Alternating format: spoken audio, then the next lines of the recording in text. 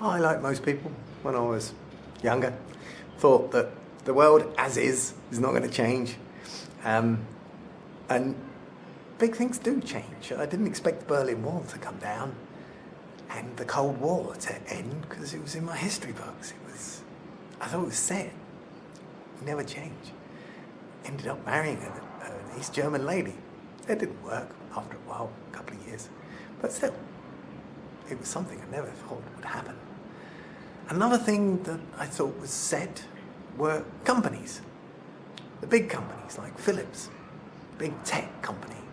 Seemed like the biggest, most reliable company in the world. They made really good stuff, reliable stuff. And found out recently, no, they had some gambles, bad gambles, on silicon chips. They lost billions investing in the wrong direction, things that didn't pay off. They went into phones and chips, and now the company name is still on products, but apart from their health products, it's actually not the company making them. They've hived out their name to other companies that now make razors and such like under the name of Phillips. But it isn't the Phillips company. They only do health products now. That was a big change. Never thought it would happen. There are other big changes. Penicillin. Now it's just what you've got. It's being used too much. There's lots of worries about it. The overuse of it in milk and animals in farms and such like, particularly in China, India, where antibiotics are now so cheap that you can just buy them and feed them to your chicken, and even when your chicken's not ill, because it's the money is so cheap that you may as well feed them to your chicken rather than know that he's ill and then give it to him. And this overuse is making superbugs. Bacteria have evolved to now cope with the antibiotics we have. But it's interesting to look back in the history from before. And there was a technique before we had penicillin for making wounds better. And what you did was, you got the sword, or dagger, or knife, or whatever that caused the wound, and you cover it in copper sulphate. And then you put that back in the wound, sometimes. And then you deal with the person. And the copper sulphate on the weapon doesn't do anything. But the people did survive more. And the reason why is because the copper sulphate was now on the doctor's hands. And so it killed any bacteria that was on his hands from his last operation. And so it worked for a spurious reason. There was a President Garfield, I think it was, who got shot. If only they'd put copper sulphate on their hands. Or something else to kill the bacteria. The penicillin research was done just prior to the Second World War. And because of it being done in England, and then just like our nuclear secrets and our radar, the research into penicillin was all packaged up and on Churchill's orders correctly given to America in the hope that they would develop it into something useful for the war, and also in the hope that they'd then go, okay, we'll join you and help you out with this war. Now you've given us all this great technology, thanks. And because the Brits and the Americans were the forefront of penicillin, the Nazi Party decided it was un-German. And so they didn't go in for penicillin.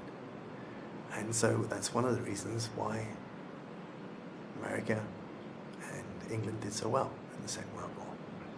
And the Commonwealth, of course, lots of army from them. And What did the Americans have? Oh yeah, methamphetamine. Yeah, they're all high on meth. That's the reason why their soldiers could blitzkrieg, although that's an English phrase, using German words, but not a German phrase. They call it spear point. And so yeah, they've always done fast combat, but the Second World War was incredibly fast because they were all high on drugs that make you feel heroic and not fear consequences. Methamphetamine, dangerous drug. Quick one for A-level maths. The military use radians to decide where they're going to shoot their artillery. MiniRadiance, because degrees just aren't accurate enough. How about that? Soldiers don't use radians. Another one for teaching is that there was a book in 1970 called Science for the 70s. And towards the end of the 1970s, it was renamed, so it's called Science 2000. And it said in the book, correctly, that we had enough oil to make petrol enough to last for the next 10 years. What they hadn't realised, the authors of this book, what they hadn't made clear was that's the oil reserves we know of. At that point, the technique of drilling oil at the bottom of the ocean and deeper down underneath Saudi Arabia and other places, this technique hadn't been invented yet. And so my science book told me there'd be no petrol for my motorbike in the 1990s. So I didn't need to get on my motorbike and ride around and go and see the world because it was all going to collapse soon. That nuclear weapons. Ronald Reagan was in charge of America, but not very good actor. And Margaret Thatcher was in charge of the UK. It all turned out right in the end. During the 70s, 80s and 90s, there was lots of fears of Spanish flu coming back because Spanish flu had killed huge swathes of people. It was a plague that a flu-like virus that wiped out millions of people, killed more people than the First World War did. And there was a great fear this would come back. And now it's quite strange to look back on that, because it did. It was called COVID-19. Serendipity.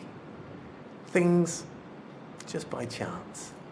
There was a young man fishing with Native Americans, ice fishing, and he noticed how they'd get the fish out of the frozen water and chuck them on the frozen lake, and the fish would freeze very quickly under these circumstances. And the fish tasted great, even if you ate it a week later. And so he invented the quick freezing techniques that now are used for all the things to keep them nice, everything in your freezer, quick frozen, to keep the crystals small and keep it fresh tasting. He was Mr. Birdseye. He was a real guy. Surname? Bird.